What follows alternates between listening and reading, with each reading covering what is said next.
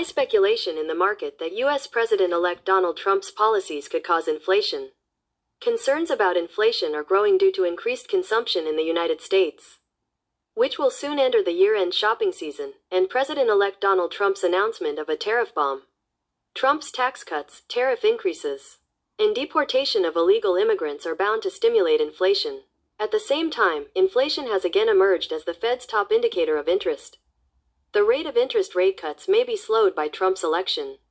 The possibility of the Federal Reserve cutting interest rates in December has also become uncertain.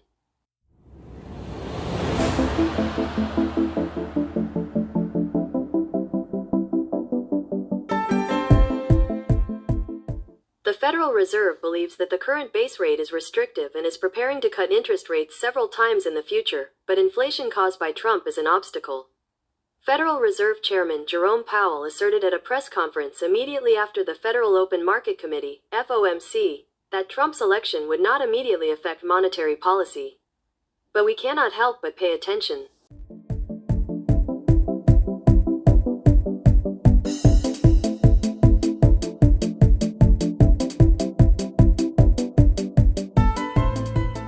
In fact, the price index is still unstable. The most recently announced Consumer Price Index, CPI, appears to be rebounding from the low 2% range.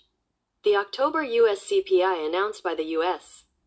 Department of Labor showed an increase of 2.6% compared to the same month last year. The price increase increased again compared to the previous month, 2.4%. As concerns about an inflation rebound increase under the Trump administration, voices are growing that the Federal Reserve should slow down the pace of interest rate cuts.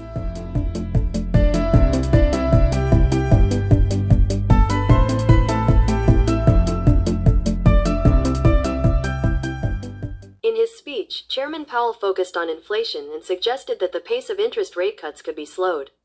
At an invited lecture sponsored by the Dallas Federal Reserve, Powell said that while inflation is showing signs of continuing, Federal Reserve officials do not know where the price trend will lead, and that it is likely that the benchmark interest rate will need to be lowered slowly and cautiously in the coming months.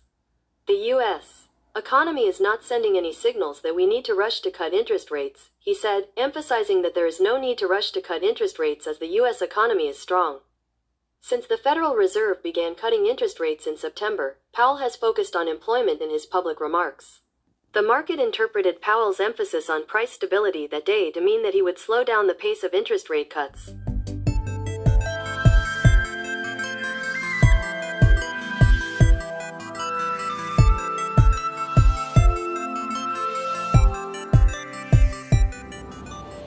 It is said that Powell strongly persuaded the members of the Federal Open Market Committee, FOMC, when the Federal Reserve shifted its tone to a big cut 50 BP interest rate cut. The market consensus at the time was a 25 BP cut. Wall Street naturally predicted that the Federal Reserve would cut rates by 25 BP at each FOMC meeting until June of next year.